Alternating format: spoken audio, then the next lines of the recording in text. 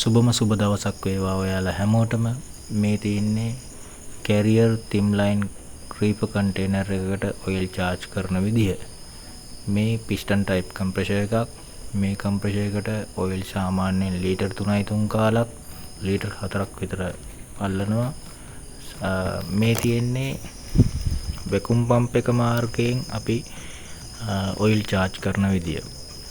මේක කරන්නේ මුලින්ම වැකුම් පම්ප් එක ප්ලග් කරලා සිස්ටම් එකට වැකුම් කරන්න ගන්නවා. වැකුම් කරන්න ගද්දී ඒක රික්තකයක් බවට පත් වෙනවා ඇතුළේ තියෙන සිස්ටම් එකේ එයා ඒක එළියට ඇදෙන හින්දා. එතකොට රික්තකයක් වෙලා තියෙන හින්දා ඔය තියෙන්නේ කහ පාට හෝස් එක. ඒ හෝස් එක අපි කෙලින්ම සම්බන්ධ කරනවා ඔයිල් ටැංකියට. ඔය තියෙන ඔයිල් තිබ්බ බැරල් පොඩි කෑන් එක. ඒ කෑන් එකට දැම්මම ඔයිල් ඇතුළට ඇදලා ගන්නවා ඒ කහපාට පයිප් එක දිගේ.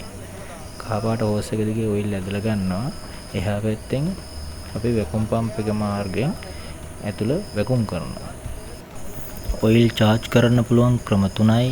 එකක් වැකුම් පම්ප් මාර්ගයෙන්. ඒ ක්‍රමය තමයි අපි දැන් මේ වෙලාවේ පාවිච්චි කරන්නේ.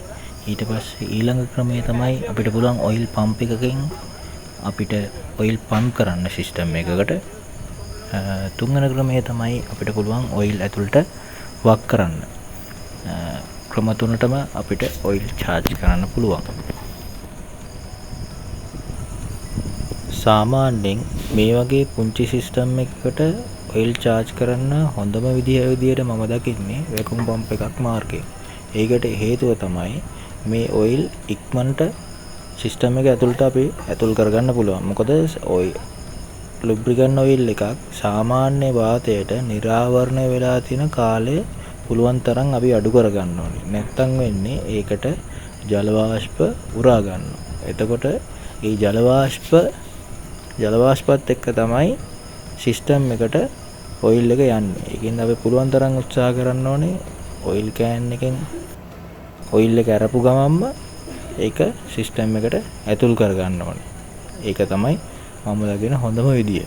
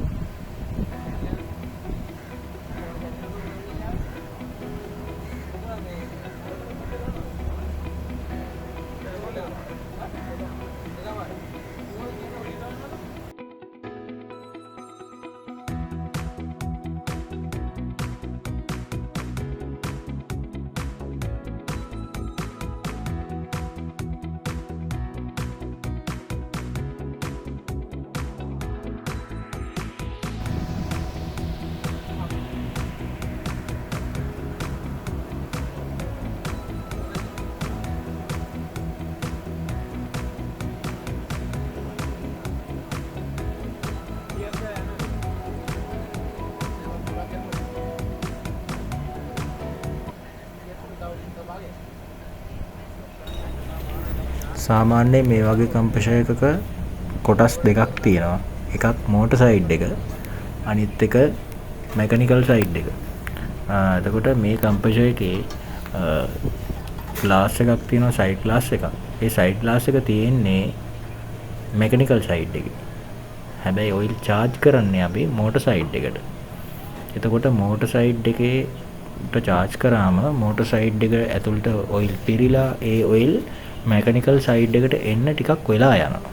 එතකොට අපි මුලින්ම මතක තියාගන්න ඕනේ ඔයිල් අපි charge කරන ඕන ප්‍රමාණය charge කරලා චුට්ටක් වෙලා බලාගෙන ඉන්න ඕනේ. මොකද සයිඩ් ග්ලාස් එකේ පෙන්වන්නේ නැහැ ඔයිල් තියනවා කියලා.